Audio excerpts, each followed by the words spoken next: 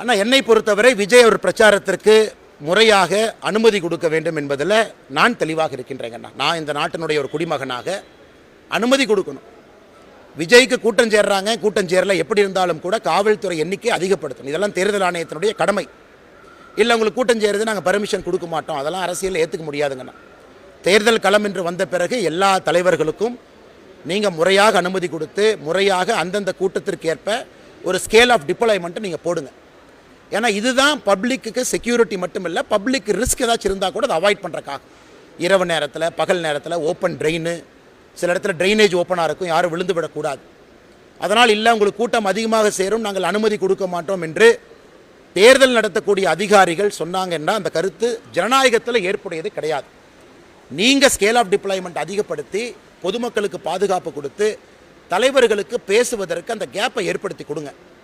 அதனால் இந்த விஷயத்தில் தமிழக வெற்றி கழகத்தினுடைய தலைவர் திரு விஜய் அவர்கள் தமிழகத்தில் அனுமதி கோரும் பொழுது அதை எலெக்ஷன் கமிஷன் கொடுக்கணும். கொடுக்கலினா இன்றைக்கி இவங்களாம் பேச ஆரம்பிச்சிட்டாங்க. தேர்தல் ஆணையம் நடுநிலைமையாக இருக்கா? இன்னுமே தமிழகத்தினுடைய அதிகாரிகள் தேர்தல் ஆணையத்தினுடைய கண்ட்ரோலில் இருக்காங்களா?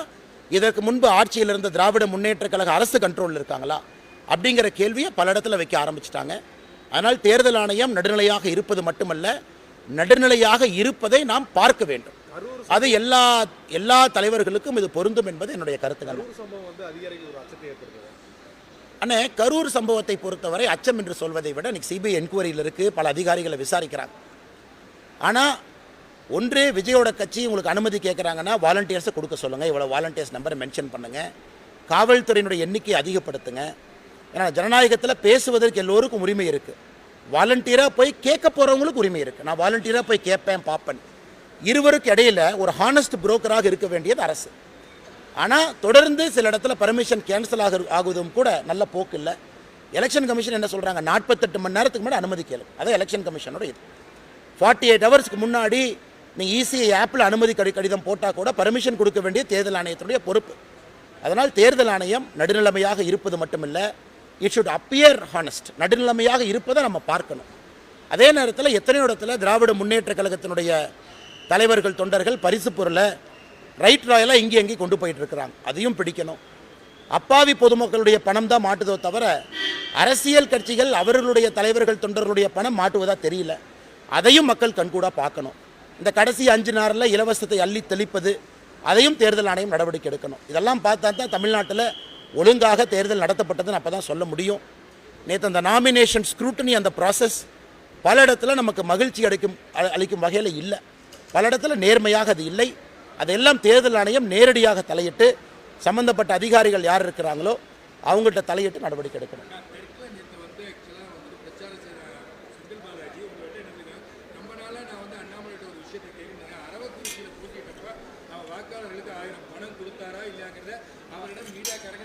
அண்ணா, மீடியாக்காரங்க நீங்கள் நாளை காலையில் அரவக்குறிச்சி போங்க. நீங்கள் போகிறதுக்கான பஸ் டிக்கெட்டோ நீங்கள் போகிறதுக்கான கார் செலவோ நான் கொடுக்குறேன். நீங்கள் அரவக்குறிச்சி மக்கள்கிட்டலாம் போய் பேசிட்டு அண்ணாமலை கொடுத்தாரான்னு போய் கேட்டுட்டு வாங்க, அண்ணாமலை என்கரேஜ் பண்ணாரான்னு கேட்டு வாங்க. நீங்கள் கேட்டு வந்த பிறகு ஏஎன்ஐ உங்கள்கிட்ட நான் பதில் சொல்கிறேன். ஆனால் பஸ் டிக்கெட் என்னோடது, ஏஎன்ஐக்கு நான் கொடுக்குற பஸ் டிக்கெட் என்னோடது. காலைல போயிட்டு அண்ணாமலை வந்து எங்கேயாவது கொடுத்தாரா, அண்ணாமலை ஆளுகள் லெஃப்ட்டு ரைட்டில் வச்சுக்கிட்டு அண்ணாமலை போய் கொடுக்க சொன்னாரான். அதனால தான் கோயம்புத்தூரில் தெளிவாக நான் சொன்னேன், எனக்கு தெரியாமல் யாராவது கொடுத்தா கூட நான் உரிச்சு எடுத்துருவேன். எனக்கு தெரியாமல் கூட யாரும் கொடுக்கக்கூடாது.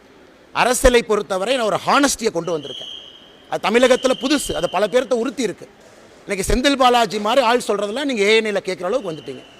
ஒரு 1ஆம் நம்பர் புரோக்கர் ஜெயிலில் 300 நாளைக்கு மேலே இருந்தார். அவருடைய சொந்த தம்பி 1.5 வருஷம் அக்யூஸ்டாக இருந்த ஒரு ஆள் இன்னைக்கு கரூர்லேயே பேசிகிட்டு இருக்கான். இந்த கேள்வி அவங்ககிட்ட கேட்கணுமல்ல. இதே ஏஎன்ஐ ஒரு நேர்மையான நடுநிலையான ஏஎன்ஐ பத்திரிகையில் நீங்கள் வேலை பார்த்தீங்கன்னா நீங்கள் செந்தில் பாலாஜிட்ட எப்படிப்பட்ட கேள்விகள் கேட்கணும்? ஏஎன்ஐயில் அப்படியே வெண்ண தலைவர் மாதிரி தடவை தானே கேட்டுட்டு இருக்கிறீங்க, வெண்ண தலைவர் மாதிரி கேட்குறீங்க. ஒரே நிமிஷம் அண்ணா, நீங்கள் கேட்ட கேள்விக்கு பதில் சொல்கிறதுக்கு எனக்கு உரிமை இருக்குது. தலைவா நீங்கள் கேட்டீங்க, பதில் நான் சொல்கிறேன், நீங்கள் கேட்கணும். பதில் கொஞ்சம் சுடும், ஏஎன்ஐக்கு பதில் சுடும். நீங்கள் கேட்டீங்க, கேட்குறத பொறுமையாக கேட்கணும். ஏன்னா நீங்கள் 5 நிமிஷமாக தாண்டிக்கிட்டே இருந்தீங்க. 5 நிமிஷமாக ஏஎன்ஐயில் தாண்டிக்கிட்டு இருந்தனால ஏஎன்ஐக்கு அந்த பதிலை கேட்குறேன். கரூரில் போய் ஏஎன்ஐ செந்தில் பாலாஜி போடுற பட்டியை கவர் பண்ணீங்களா ஏஎன்ஐயில் ஸ்டோரி? அப்போ என்ன நடுநிலைமையான பத்திரிக்கை நீங்கள்? என்ன இந்தியாவில் நம்பர் 1 நியூஸ் அக்ரிகேட்டர் நீங்கள்? என்ன நியூஸ் அக்ரிகேட்டர்? ஏஎன்ஐயில் ஒரு ஸ்டோரி இது வரைக்கும் கரூரில் செந்தில் பாலாஜி போட்ட பட்டியை கவர் பண்ணியிருக்கீங்களா? கவர் பண்ணீங்களா? கவர் பண்ணீங்களா தேங்க்யூ அண்ணா.